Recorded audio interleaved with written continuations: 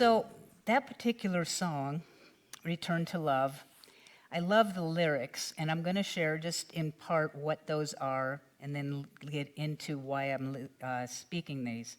So everybody's got a story. Anyone not? Lord knows I have mine. All our pain and all our glory. All the masks we hide behind. We all have masks.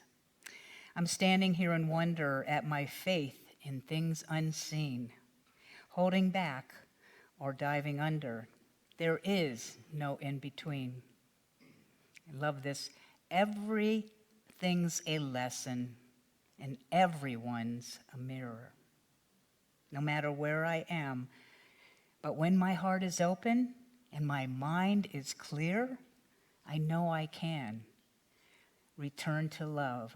Oh, return to love. Return to love. That is just so inspired, and I thank you for that. And I have a question now for y'all that relates to it. How easy is it for you to return to and be the love when everything is going smoothly and just in your favor? Is it easier for you to be that way than to have everything going sideways? Have you all had those days where it's like, I should have stayed in bed, right? Yeah, come on, work with me. I have to make sure you're with me. So it's all about this, I can be love and loving and be, aligned. And then the question is, when things aren't going well and are frustrating to the nth point, how many of you have a tendency maybe to cuss or swear at times? Yeah, pretty much, I imagine. I know I do. When things are frustrating, I say some of those choice sailor words. I don't know why the sailors get all the credit. Or the French, excuse my French. I'm like, I didn't know that was French. However, I'm doing a series of talks from this book called The 10 Commitments, Translating Good Intentions into Great Choices, and it's by David Simon, MD. And he is actually the medical director and the co-founder of the Chopra Center for Wellbeing. He's written many books, he's an MD. And the premise of this book is that there's more empowerment to life and for ourselves than the 10 Commandments, because the 10 Commandments are an outer authority telling us what to do. Right?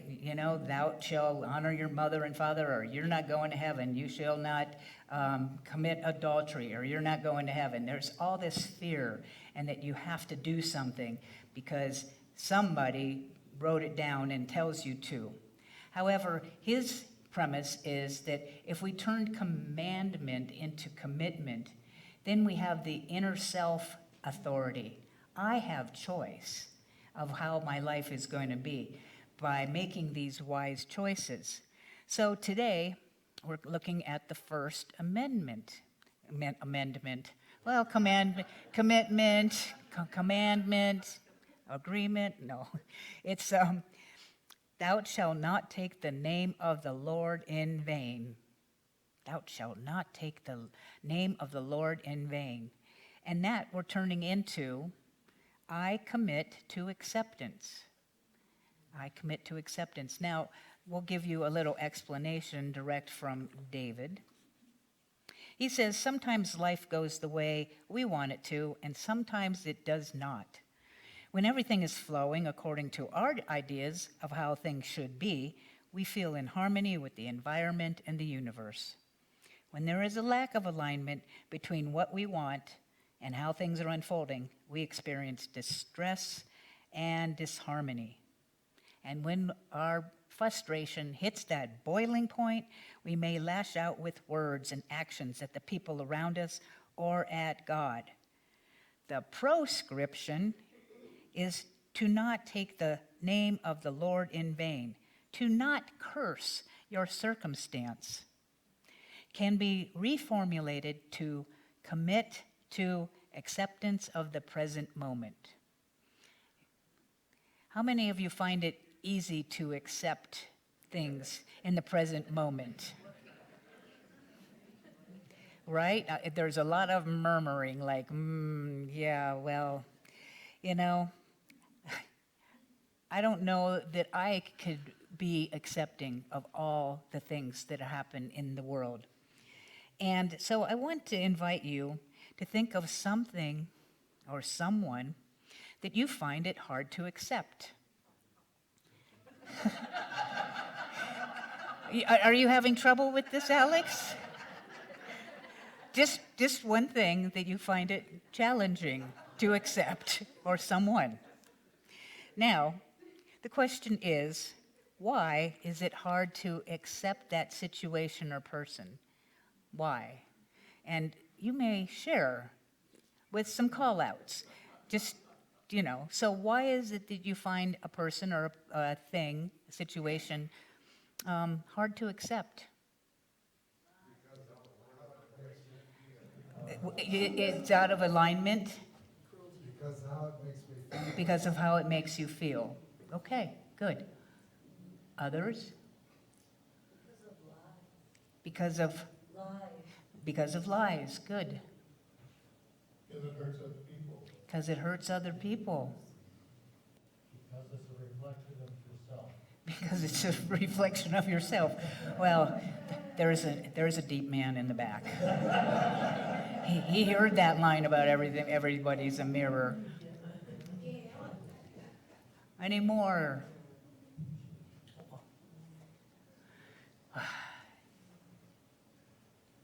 Why is it challenging to accept others?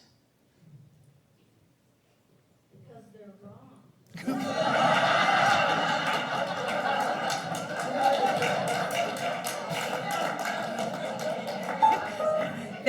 That was well said. I appreciate your honesty here, okay? This is not like a time to go, I'm going to be timid. I'm just going to say, it's wrong. Okay, thank you, Leslie. Any more? My judgment. Thank you. It is your judgment. So that is the truth right there. And what's the judgment that you are holding against the person or the situation that is hard to accept? You have a judgment, absolutely. And it has to go along with what should or should not be happening, what he or she should be doing, or what he or she should not be doing. Some of you know the divine being who used to be a very big part of Unity Santa Fe, Ralph Huber. Anybody? You all know Ralph? Some of you do, some of you don't. There is a book that he wrote called Awakening into Perfect Peace. I haven't even read the whole thing. I know I started to read it when I was struggling with my grief that my wife had passed, and I got not too far into the book, and I went, oh, he helped me shift my thoughts. And so this is a prime book, and I think I have some out in the bookstore. I will make sure that they're out there, because right now they're sitting in my office. But if you want to pick one of these up, or you can go to bookshop.org/shop and Unity Santa Fe, because we get a kickback from anything that we sell there. So the Awakening into Perfect Peace. So he has a few things to say. In the chapter called Not Believing Our Judgmental Stories, are we looking for something? Did we lose something? No, okay, I thought maybe I was missing something. When we believe our judgmental stories about life, stress can show up quickly. Stories, for instance, like people should be more respectful. TV shows shouldn't show so much violence. Politicians should be more honest. My neighbors should pick up their trash in the yard. My adult children shouldn't be asking me for money all the time. There shouldn't be genocide and war and poverty and hunger. And most people's lists are endless. Life isn't right stories. And as a result, they live in a continual stream of discontent. The way out of this discontent? Don't believe in your stories that argue with life. Why do stories that argue with life create emotional stress? Well, when we're busy shoulding on ourselves, I should be thinner. On others, my sister should be more thoughtful. Or on life in general, it shouldn't be so cold or warm this time of year.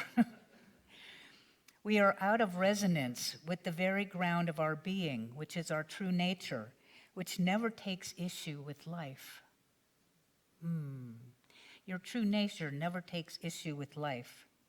When we believe our stories of complaint about life, when we believe those stories, we are in resistance to the unfolding of life, while our true nature, which is who we truly are, is at complete peace with life. Our true nature can only allow life to be as it is. Okay, we got some work to do. I got some work to do. I won't put it on you, but I know that isn't easy for me to do, to accept as it is. However, we're going to continue on that vein into distinguishing suffering from pain. He's an excellent writer, and I love what he says. What the difference is, because you probably have all heard pain is inevitable, suffering is optional. What's the difference between pain and suffering? And I love what he says. Suffering is the psychological distress we experience when thinking about some aspect of our lives that we tell ourselves isn't right. But it isn't right, is it? It is wrong. That's right. It's right that it's wrong. But the suffering is when we are thinking about something not being right. Pain, on the other hand, is the physical distress we feel from some bodily disorder. A cut in one's hand would result in pain, but not necessarily suffering. A mental judgment of a cut on one's hand, such as, "What an idiot, I was so careless with that knife. I'm so damned clumsy," and lingering on that mind-created story can bring on the suffering we're talking about. It's important not to confuse these two experiences. Suffering, which is mental distress, and pain, which is physical distress. Okay, so you can have physical pain, that's just a part of life, but our emotional distress is what we're creating by means of our judgment. And we are judgers. That is just kind of how we are raised. And Don Miguel Ruiz says all about the judgment. When we're judging others, James would say, we're judging ourselves. Yes, I have the certain politicians that live inside of me. I'm so grateful I don't express as them. But everybody is a mirror. And if I had the right circumstances in my own life, I could act out in these really interesting, that's my non-judgmental words, interesting ways. Peter Russell says, "Nothing has to be achieved in order to be at peace. All we have to do, stop getting upset when things don't go as we wish, and when people don't behave as we think they should." Okay, nothing has to be achieved in order to have peace. We just need to stop getting upset when things don't go as we wish, or when people don't behave as we think we should. You think we got some spiritual practice to do? It is what it is. I accept that it is what it is, and I accept that I am very angry for what it is. I can accept my non-acceptance or my wish that it was different. But for me to fight what is going to create more suffering on my half. And if I want peace on earth, and it needs to begin with me, that's where I need to go. I accept that this is what's really happening.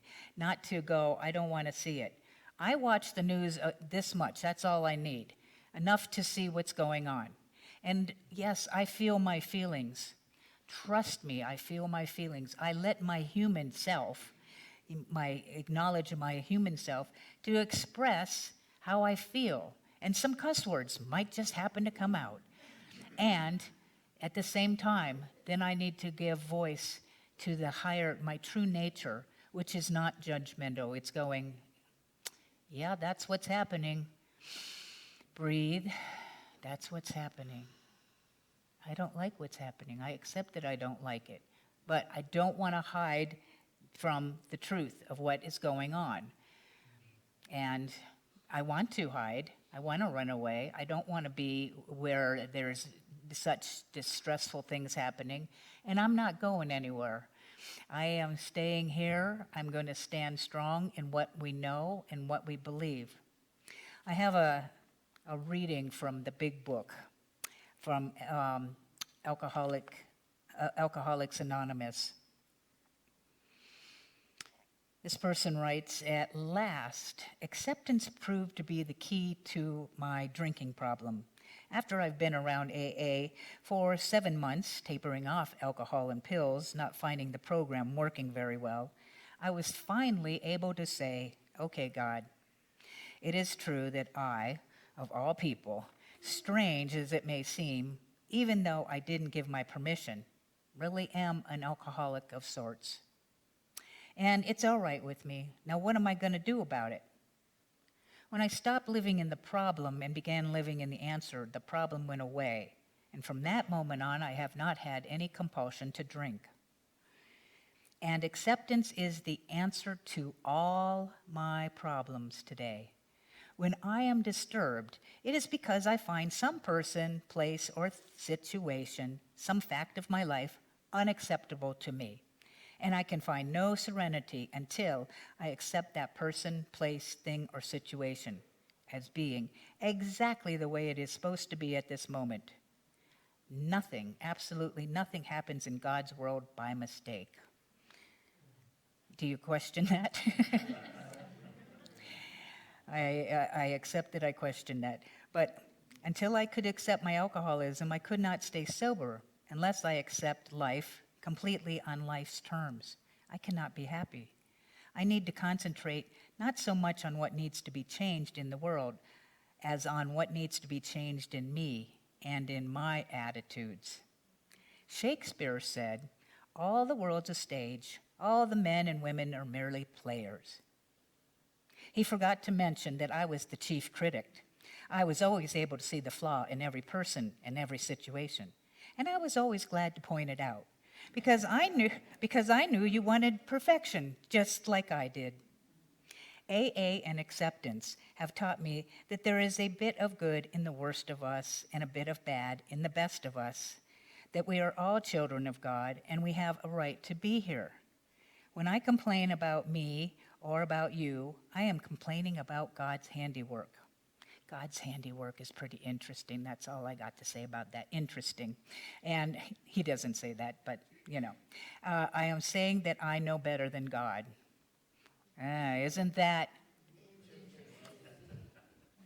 So would you like a little exercise to be able to be accepting more? Okay. Some of you, maybe. So I'm going to invite you to close your eyes.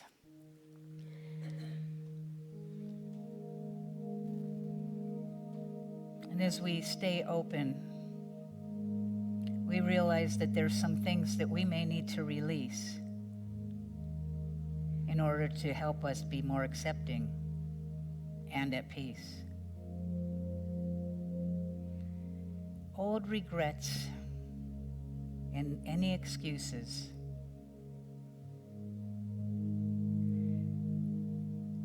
I release old regrets and excuses. I'm going to invite you to say these words and mean it. I release old regrets and excuses. I commit to acceptance.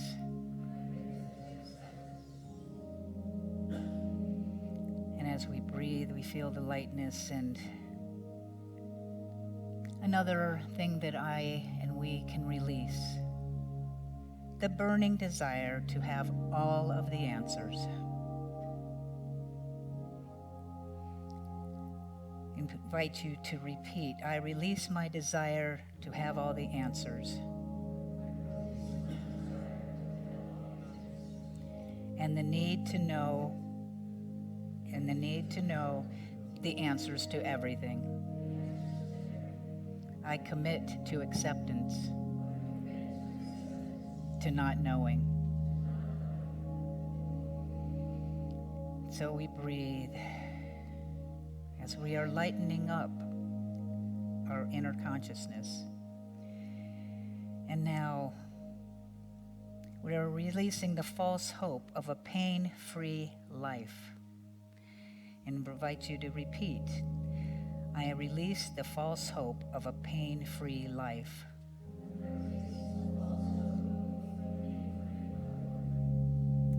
Pain is a part of life. Suffering is not. I am committed to acceptance.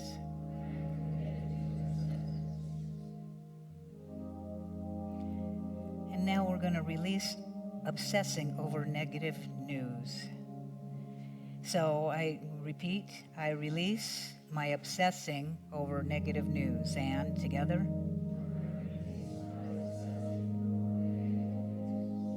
knowing Spirit is everywhere present, and something good will come from this. I commit to acceptance. Breathing. And now we're going to release the need to keep everything the same. And so repeat, I release the need to keep everything the same.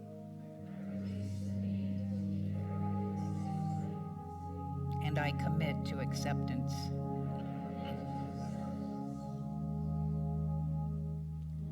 And now we're going to release the belief that fulfillment resides in some end result. So we're repeating, I release the belief that fulfillment results in some end result.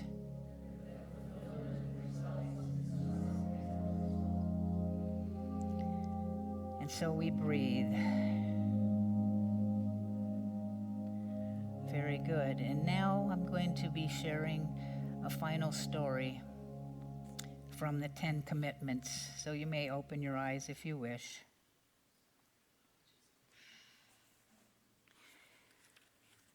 It's about accepting the now.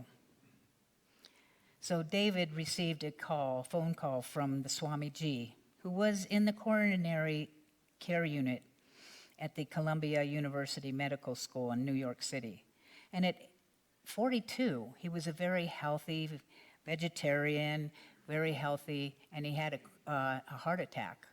And he ended up in having a coronary artery bypass surgery. And David was shocked by this situation. So he went in to see him, and Swamiji was his usual cheerful self, even as he spoke to me from the hospital bed. I seemed more worried and concerned about his condition than he did.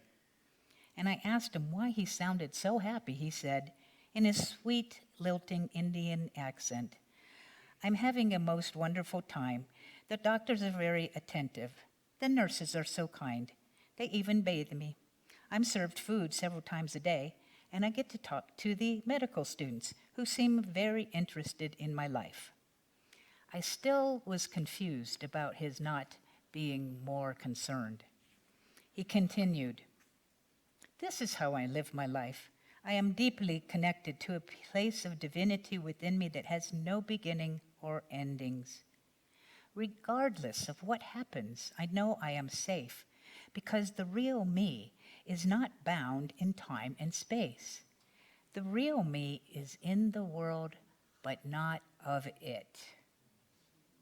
Therefore, I have committed my life to relaxing and enjoying the ride. Accepting life as it is unfolds does not imply that we relinquish our desires for things to be different. To live in peace, we must release the past, be open to the future, and accept the present as it is. It's easy to practice acceptance when everything is going well and challenging when it's not. The commitment to practicing acceptance includes accepting that there will be times when it may be difficult to accept things as they are. Although these times may be difficult, they are opportunities for tremendous personal growth. Are you ready to grow? Because, my friends, we have some work that we get to do if we take that opportunity. Can you commit to acceptance and being grateful every day? I'm going to invite you to repeat after me. I commit to acceptance and being grateful every day. And so it is.